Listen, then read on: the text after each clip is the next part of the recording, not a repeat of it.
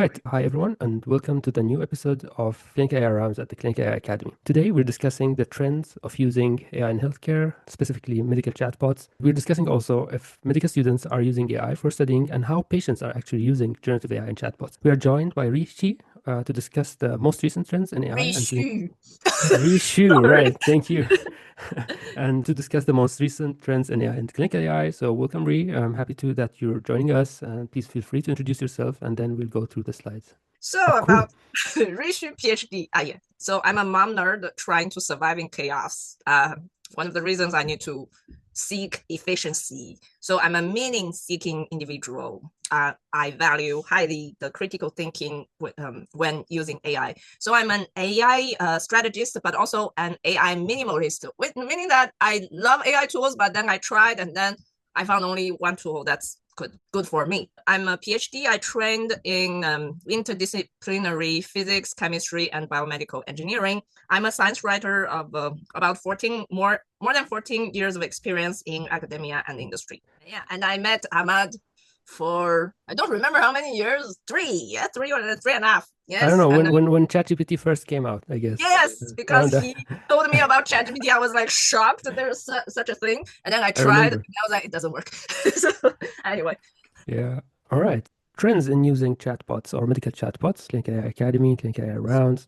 So the first slide is a survey from Bain US Consumer Survey, recent one in like last quarter of 2025, and it's really showing the trends that are changing from 2024 to 2025, like how people are using AI in different domains. But specifically here, where it's interesting is when it looks at the AI analyzing medical exam results and create reports. So you could see people are actually using it more. So you can see like it's 51% comparison to 37%, like from last year to this year. So there's an increase in people using it for medical exam results. So just using it for the reports, basically. Another thing that caught my eye was like AI becoming my doctor. Like, so they yeah, kind asked, of for me too. really, right. So it's almost Doctor? like 30% of people are now using it from the surveyed people, which are 500, like not very the biggest population for a study, but still, that's a lot of people now trusting it to be their doctor. So I don't know what you think about that. I would say that if you have a high judgment of how the life should be going, yeah, you can use it. Just be careful if those who are not very practical in life. For example, I only use ChatGPT and it does go to the direction I want most of the time, but you need to give the right feedback. If you don't tell it, you're wrong, go the other way, it won't. So yeah, that's the thing. You You need need be a certain level of judgment for doing this. Otherwise, what if mm, it lets you do something wrong? like if you don't know But much about medicine, I guess if you're not a medical doctor, it might be difficult to evaluate the output. it's like a little bit pre-pharmacist thing, like because when I have some small things, I know it's not big, like it lasted for years, but then I was like curious, what is it really? Like then usually I go to pharmacist before going to doctors. Pharmacists will tell me, okay, you need to go to doctors, or no, you don't have to. You just need this cream, like for a skin, something like that. So yeah, it can give like a judgment, like if it goes this way, you need to seek for more medical like Mm. advice from So professionals. would you just like here? Apparently they used they gave it their medical results and exam like lab reports. Would you just give it your lab results Yeah, and I actually do that too, but I have my specific way of doing it. Like I question it back so much that right? everything would go right. And every But like if time you don't I have what when a I CBC means, that's interesting. Like if you don't have knowledge of the how the values in a normal blood test should look like, how would you know like the output? Oh, I don't really. One way to know whether it's right or wrong, you open a new tab. So basically, you ask it at, for example, you do it in the morning, like you take a picture of your exam report. I'm just giving an example, and then you ask the question you want to ask, and then later, for example, 2 hours later, you open a new tab, always a new tab, and to ask again because they're like re-examining things. So that's when sometimes the AI gives some contradictions. You're like, oh, but you said that in the morning. So firstly, you need to have certain memories of what it told you. And second, you need to like really be able to check, okay, they are different. Yeah. And then you need to, okay, so maybe I still better to ask again. And then, or you open the third chat to ask, this is what you told me first. This is what you told me second. What's correct? And let it judge. It's Fantastic. I really, interesting. that's a very good approach. That shows the PhD in you, right?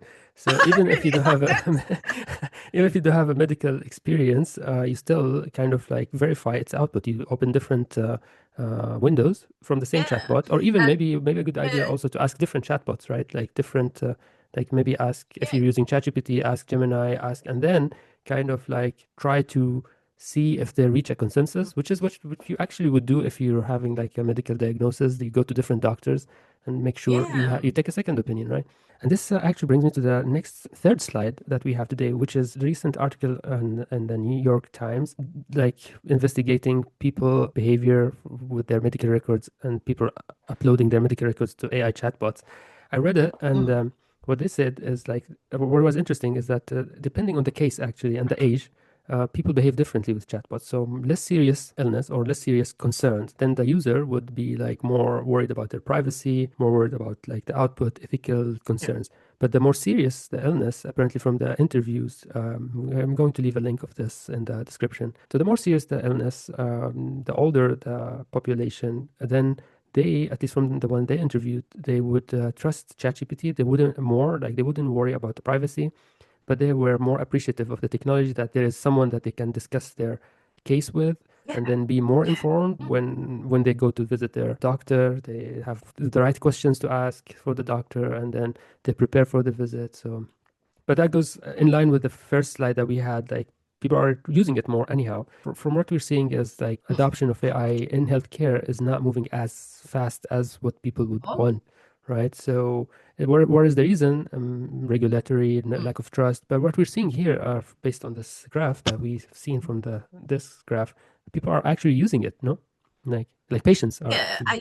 I think there are two types of doctors because usually, like when I was working in continuing medical education, like the gap for clinics, clinical adoption of certain technology or whatever guidelines is that some doctors are reluctant to change to maybe a better method. They believe in some types of old methods. So I would say there are some reluctant to change Mhm. doctors. Then there are some that really want to try. I really think it depends on the personality traits. So yeah, and for patients, I highly believe that because chatbot is more available, just because of that, because doctors can only answer a few questions. After that, patients can, let's say, overthink after, like, or try to, because the thing for, as a patient myself, the thing for applying for certain rules of like advices in real life sometimes it's super hard.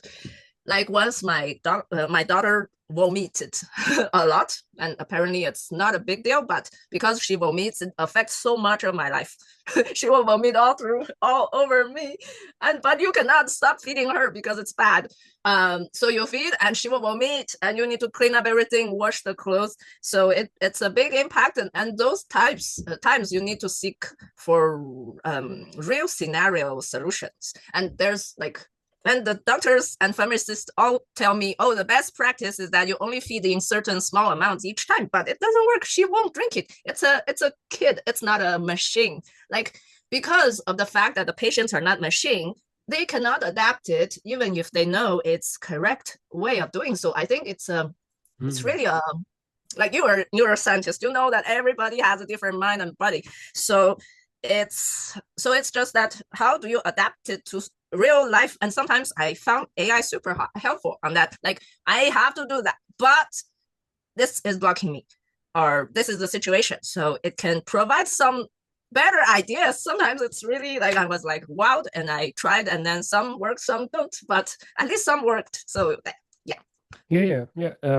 That's you bring a lot of topics here, but I think the idea that senior doctors seems like to be more reluctant on using AI, despite what you mentioned that it could open doors for creative new ideas. Like you mentioned that it helped you with your case, and then that it gave you creative solutions that you did not think of before.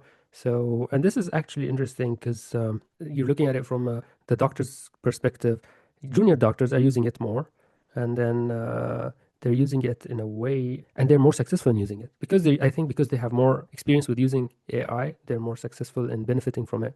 But senior doctors probably like their model of the world is already locked in, and they can't really add more evidence to it if you want to go the active inference path. This medical student behavior brings us to this study, which is the final one for today. So this is a study titled A Generative AI Teaching Assistant for Personalized Learning in Medical Education. So I think what they did, at least as far as I understood it, they studied the behavior of medical doctors or medical students in using chatbots. And actually what they found, so they're trying to develop like a generative AI teaching assistant for personalized medical education. But this graph shows that, first of all, students are using it to learn. And we can see... So can we walk through each? Yeah, we could. This is like the number of Which hour of the conversations. day they use? Which, Ah, I mean, it oh, makes sense that it's used, it peaks like in the afternoon. Probably they kind of like go back from school or something. And then here is the number of conversations again on the y-axis, dates showing where like peak is happening.